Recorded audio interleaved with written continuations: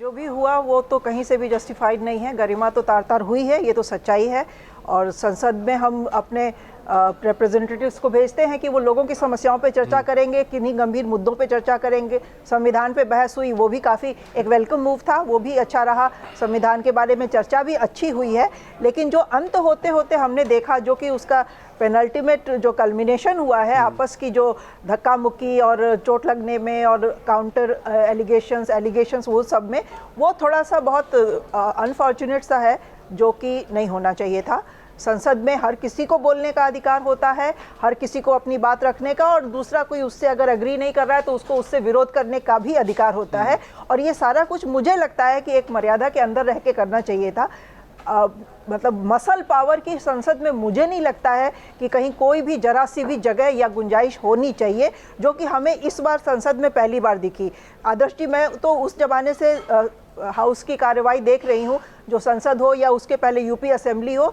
तो UP assembly में भी हमने एक बार वो सीन देखा था, जब माइक फेंके गए थे, टेबल उखाड़ के फेंके गए थे, जूते चप्पल चले थे और सांसदों के सर फूटे थे, चोटें आई थी, नाक मुंह से खून निकला था। वो दौर भी हमने देखा है। तो ये कोई पहली बार मसल पावर हमें दिख रहा है ऐसा नहीं है। मसल पावर हमने देखा है, जो भी जहाँ पे भी लेकिन हुआ वो अनफॉर्चुनेट है। लेकिन जो संविधान चर्चा के दौरान जिस तरह का माहौल बन गया था, जो लोकसभा में भी और राज्यसभा में भी जब भाषण हुए, और भाषणों का लोकसभा में प्राइम मिनिस्टर ने जवाब दिया, राज्यसभा में अमित शाह ने जवाब दिया, और अमित शाह का जो जवाब था वो ख़त्म होते होते तक टेम्परेचर हम देख रहे थे कि इतना चढ़ गया था कि वो कहीं ना कहीं तो वो एक्सप्लोड होना था, जो कि हमें इस रूप में दिखाई दिया। जिस तरह से अमित शाह ने, देखिए, कांग्रेस के ऊपर चुन चुन के वार किया। प्रधानमंत्री ने भी अपने भाषण में बिल्कुल सही कहा, जो भी कहा, हालांकि जो कहा आधा उन्होंने बेकहा छोड़ दिया, वो चलिए अलग बात है, उस पर हम अभी चर्चा नहीं कर रहे हैं।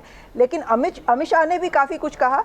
लेकिन जिस तरह से उन्होंने जो अंबेडकर पे बवाल जो हमने देखा, और जो जिस लहजे में उन्होंने कहा, देखिए, अमित शाह ने अपने जो भी वक्तव्य दिया उसमें कहीं पे कोई गलत शब्द नहीं इस्तेमाल किया, लेकिन जो टोन था उनका कहने का, जिस तरह से उन्होंने अंबेडकर अंबेडकर अंबेडकर ये जो बात कही ना, ये बहुत ही ज़्यादा मुंह चिढ़ाने वाली, मखौल उड़ाते हुए अंदाज में जो उनके मुंह से निकली, शायद वो डेलिबरेट नहीं रहा होगा, निकल गया भाषण में देते हुए। कभी कभी रॉ में आदमी बोल जाता है, लेकिन जिस तरीके से उनके मुंह से बात निकली, वो तो फिर उसमें हल्ला गुल्ला मचना ही था, उसमें हंगामा होना ही था, और हंगामा हुआ। तो अब हुआ तो ये तो अनफॉर्चुनेट है, चोट लगी, आपस में धक्का मुक्की हुई, लोग सीढ़ियों से गिर गए, कोई किसी के ऊपर गिर गया, तो वो तो खैर चलिए उसके बाद की बात है। लेकिन मुझे ये लगता है कि जो वजह रही उस हंगामे की, वो वजह नहीं आनी चाहिए थी।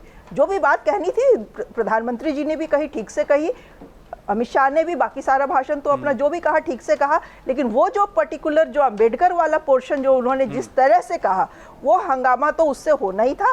और वो हंगामा अभी फिलहाल रुकता हुआ नहीं दिख रहा है। संसद बेशक खत्म हो गई है, एडजर्न हो गई है, लेकिन वो हंगामा अब सड़कों पे चलेगा। हम देख रहे हैं देश में कई जगहों पे उसके बाद तुरंत प्रदर्शन हुए, और ये अब एक वाकई में विपक्ष के हाथ में एक फिर से मुद्दा लग गया है, और वो मुद्दे को लेके इस पर राजनीति इधर से भी होगी, उधर से भी होगी, इसमें कहीं कोई दो राय नहीं है।